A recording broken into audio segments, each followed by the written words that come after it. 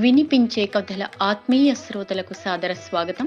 ఈనాటి వినిపించే కథ పువ్వులేని తావి. రచన శ్రీమతి లలితా వర్మ గారు. వినిపించేవారు శ్రీ వెంపటి కామేశ్వరరావు. రచయిత్రి శ్రీమతి లలితా వర్మ గారు విశ్రాంత ఉపాధ్యాయుని. 2 నవలలు, ఒక కథా సంపుటి, ఒక కవితా సంపుటి వెలువరించారు. వివిధ కథా సంకలనాల్లో, కవితా సంకలనాల్లో వారి రచనలు చోటు చేసుకున్నాయి. వసంతవల్లరి, వినిపించే కథలు, మీ కథల సమయం, జీకే తెలుగు టాకీస్ వంటి యూట్యూబ్ ఛానల్స్లో వారి కథలు వినిపించబడ్డాయి. సమాజంలో జరుగుతున్న సంఘటనలు చూసినప్పుడు తనలో కలిగిన భావోద్వేగాలకు అక్షర రూపమిస్తుంటానని, మృగ్యమైన మానవీయ సంబంధాలను పెంపొందించాలన్నది తన ఆకాంక్ష అని రచయిత్రి శ్రీమతి లలితా వర్మ అంటారు. రచయిత్రి శ్రీమతి లలితా వర్మ గారి కలం నుండి జాలువారిన రచనలు. అరుంధతి ఎట్ 70, 14 పసందైన కథలు, 2 నవలికలతో కూడిన కథా సంపుటి. ఎందరో సాహితీవేత్తల ప్రశంసలు పొందింది. హవేలీ సాంఘిక కాల్పనిక థ్రిల్లర్ నవల. భువనచంద్ర గారు, ఎండమూరి గారు వంటి ప్రముఖుల ప్రశంసలు పొందిన నవల. కలిసుందామా నవల. సహజీవనం, పెళ్లి తులనాత్మక రచన. గులకరాళ్లు కవితా సంపుటి. సామాజిక అంశాలనెన్నింటినో స్పృశిస్తూ హైస్కూల్, కాలేజీ విద్యార్థులు అవలీలగా అర్థం చేసుకోగలిగిన సందేశాత్మక కవితా సమాహారం. ఈ పుస్తకాలు బుక్ ఫేర్లో స్టాల్ నంబర్ 2లో లభ్యమవుతున్నాయి. వారి కథ ఇప్పుడు విందాం. అనుబంధం, ఆత్మీయత అంతా ఒక భూతకం. ఆత్మతృప్తికై మనుషులు ఆదుకునే నాటకం. భాష వస్తున్నాడు. సంబరంగా గట్టిగా అరుస్తూ మేడమెట్లు దిగి వీధిలోకొచ్చింది సుమ.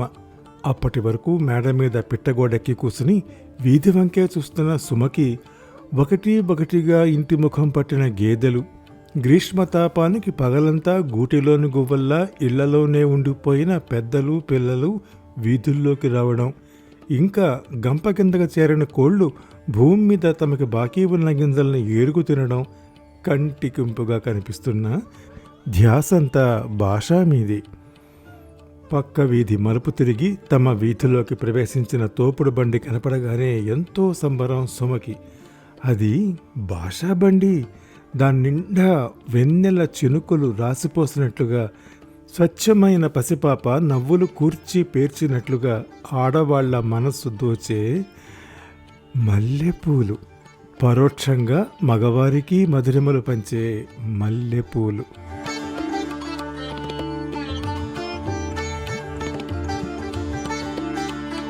భాష ఆ తోపుడు బండితో వీధిలోకి రాగానే సంబరంగా అరుస్తుంది సుమ. భాష బండిని సుమ ఇంటి ముందున్న వేప చెట్టు కింద నిలపటం, వీధిలోని ఆడవాళ్లంతా సుమ ఇంటి ముందు నిలిపిన బండి దగ్గరికే వెళ్ళి పూలు కొనడం అలవాటైంది. ఏ ఒక్కరూ ఇలా మా ఇంటి వైపు రా బాబు అని పిలవరు. ఎందుకో బహుశా 30 ఏళ్ల క్రితం తమిళనాడు నుంచి తమ ఊరికొచ్చి తమ వీధిలో నివాసం ఏర్పరచుకుని నామమాత్రపు ఫీజుతో ఎవరికే జబ్బు చేసినా తన అమృత హస్తంతో వైద్యం చేస్తూ తమని ఆదుకుంటున్న ఆపద్బాంధవుడైన డాక్టర్ వరదాచారి గారి ఇంటి ముందుకు తామే వెళ్ళాలనుకోవటమో, లేక తండ్రికి తగ్గ తనయలా అందరి తలలో నాలుకలా ఆత్మీయంగా అక్క, అత్త, పిన్ని, పెద్దమ్మ, అమ్మమ్మ, తాత, మామ, బాబాయ్ అంటూ వయసును బట్టి పలకరిస్తూ ఎవరికి ఏ ఆరోగ్య సమస్య కలిగినా తండ్రికి సిఫార్సు చేసి ఆదుకునే సుమ ఇంటి ముందుకి తామే వెళ్ళాలనుకోవటమో తెలియదు మరి. సుమ కేకతో బిలబిలలాడుకుంటూ బయటకు వచ్చి తట్టలు బుట్టలు పట్టుకుని బండి చుట్టూ చేరారు వీధిలోని ఆడంగులు. ఏం భాష గింత పొద్దుగూకే ఎలకొస్తున్నావు? పువ్వులు బండి మీదనే సగం ఇచ్చుకునబట్టే సాగదీసేందొక ఇల్లాలు. లేదు అమ్మా, ఈ స్టేషన్ కాడికి 3 కొట్టంగానే పోయినా బండి ఆలస్యం వచ్చింది. గాడికెళ్ళి అమ్ముకుంటా వస్తూనే ఉంటి గీయాలయ్యింది. మీద ఉన్నాయి ముట్టకండ్రి, జర 1 మినిట్ అంటూ బండి కింద నుండి గోనెపట్టాలో భద్రంగా చుట్టిపెట్టిన మల్లె మొగ్గలు తీసి బండి మీద పరిచాడు భాష. ఏమత్తా, మల్లె మొగ్గలు బండి మీద పిచ్చుకుంటున్నాయనన్నావు, అయితే ఏ అమాయకంగా అడిగింది సుమ. మొగ్గలు సునాయాసంగా అల్లచ్చనే, ఇచ్చిన పూలు అల్లాలంటే జర కష్టం బుజ్జి సమాధానమిచ్చింది ఆ పనిమంతురాలు. అట్లా కాదు, పువ్వులు జడలా ఇచ్చుకుంటే మంచిగా ఆసన నెత్తంతా పడుతుంది అన్నట్టు. ఒక జ్ఞాని ఉవాచ. అసలుకైతే పువ్వులు పక్క మీద ఇచ్చుకుంటేనే మంచి ఆసన పడుతుంది నెత్తికి, మరో మహిళామణి వెలిబుచ్చిన అభిప్రాయం. అన్నీ వింటూ ఓహోని తల పంకిస్తూ ఒకరొకరుగా పూలు కొనుక్కుని అందరూ వెళ్లేదాకా నిలబడి చివరగా తాను తీసుకుంటుంది సుమ. అప్పుడు మొదలవుతుంది భాషతో వాగ్యుద్ధం. ఏంటి, ఆ విజయక్క చిటాకు పూలే కొన్నది, అన్ని పూలు ఇచ్చినావు, నేను 2 చిటాకులు కొంటే ఇంత కొంచెమే వచ్చినాయి, ఇంకా కొన్ని పూలి అంటూ బుంగమూతి పెట్టి పూల బుట్ట చాచి పట్టుకుని అంటూ రెట్టిస్తుంది సుమ. మునివేళ్లతో కొన్ని పూలు తీసి బుట్టలో వేస్తాడు భాష. ఇవి నీ కిషన్ కోసం బహెన్ అంటూ రోజు కృష్ణుడికి మాల కట్టి వేస్తుందని తెలుసు భాషకి. బెహన్ అంటావు, పూలు అడిగితే మాత్రం పీసుతనం చేస్తావు, గారాలు పోతుంది సుమ. నా ఇంటికి రా బహెన్, బిర్యానీ అంటి పెడతా, దందనే అంటాడు భాష. రోజు వాళ్ళిద్దరి సంభాషణ వరండాలో నిలబడి వింటూ చిరాగ్గా ఇక చాలు రాసుమా అని పిలుస్తుంది సుమ తల్లి వసంత. బండి చుట్టూ ఆడవాళ్ళున్నప్పుడు వసంత బయటకు రాదు. తండ్రి కూతురు చేసే పరోపకారం, దిగువ మధ్యతరగతి మనుషులతో కలిబిడిగా ఉండటం ఆమెకు నచ్చదు.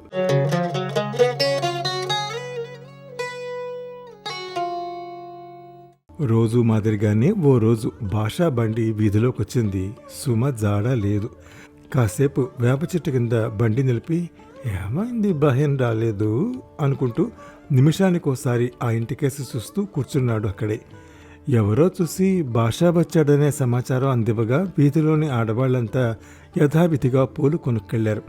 వాళ్ల సంభాషణలో తెలిసింది సుమకు జ్వరమని. వారం రోజులైనా సుమ కనపడలేదు, టైఫాయిడ్ అట. భాష చాలా బాధపడ్డాడు. వీధిలో వాళ్ళు మొక్కని దేవుడు లేడు. సుమ చేసిన సహాయాలను, సుమ పలకరింపుని, అమాయకంగా అడిగే ప్రశ్నలను గుర్తు చేసుకుంటూ సుమ మళ్ళీ మామూలు మనిషి ఎప్పుడు బయటకొస్తుందా అని ఎదురు చూస్తున్నారు.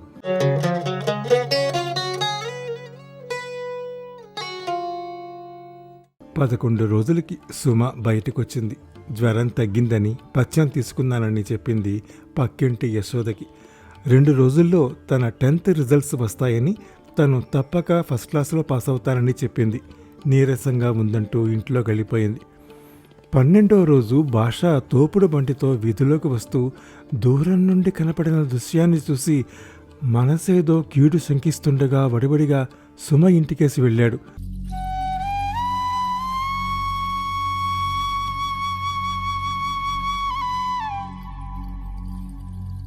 వేప చెట్టు కింద బండి పెట్టడానికి చోటే లేదు. జనం జనం జనం, చెట్టు కింద వరండాలో జనమే జనం. అందరూ ఆ ఇంటి లోపలికి దృష్టి సారించి చూస్తున్నారు.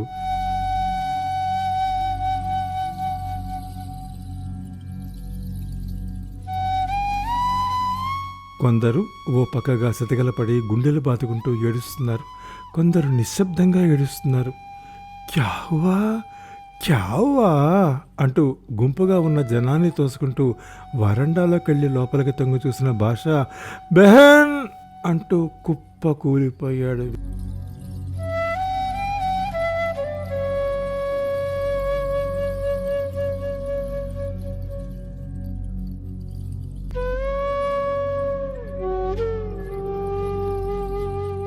తల గుండెలు బాదుకుంటూ లేచి వెనక్కి వెళ్ళి బండి కింద భద్రంగా దాచిన గోనెపట్ట మూటను తెచ్చి బెహన్ నీ కిషన్కి తీసుకపో అంటూ అందులోని పూలన్నీ నిశ్చలంగా నిద్రిస్తున్నట్లున్న శాశ్వత నిద్రలోకెళ్ళిన సుమ శరీరంపై గుమ్మరించి వెనక్కి తిరిగి చూడకుండా బయటకు వెళ్ళి వేప చెట్టు కింద కూర్చుని కుమిలి కుమిలి ఏడ్చాడు.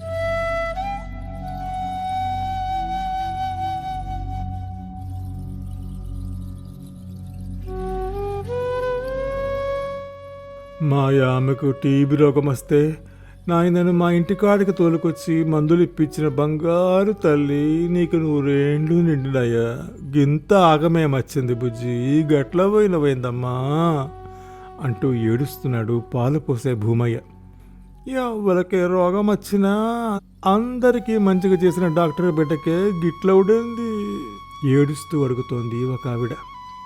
అమ్మాయికి జ్వరం తక్కువైందిట, నిన్ననే వచ్చింది నా కాడికి.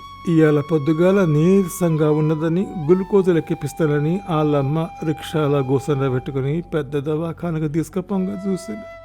ఇక పగటీలు వరకు గిట్ల తీసుకొచ్చాను. వెక్కి వెక్కి ఏడుస్తూ చెప్తోంది పక్కింటి యశోద. భాష అన్నీ వింటున్నాడు. బెహన్ బెహన్ అంటూ ఏడుస్తూనే ఉన్నాడు. ఓ సుమన్ రాలిపోయింది.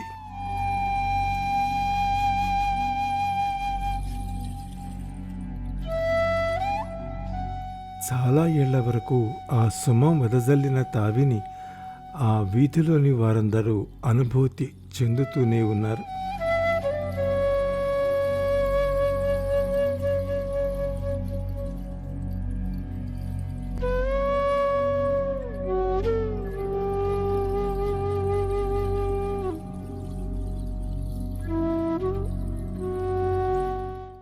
ఇంతవరకు మీరు శ్రీమతి లలితా వర్మ గారి కథ పువ్వులేని తావి విన్నారు. వినిపించిన వారు శ్రీ వెంపటి కామేశ్వరరావు. నా కథ మీకు నచ్చితే లైక్ చేయండి, మీ కాంటాక్ట్స్కి షేర్ చేయండి. మీ అమూల్యమైన అభిప్రాయాన్ని కామెంట్ రూపంలో నాకు తెలియజేయండి. నా వినిపించే కథల ఛానల్కి సబ్స్క్రైబ్ చేసి మీ ఆదరణ, అభిమానం, ప్రోత్సాహం అందిస్తూనే ఉండాలి. తప్పకుండా చేస్తారు కదా. నమస్తే.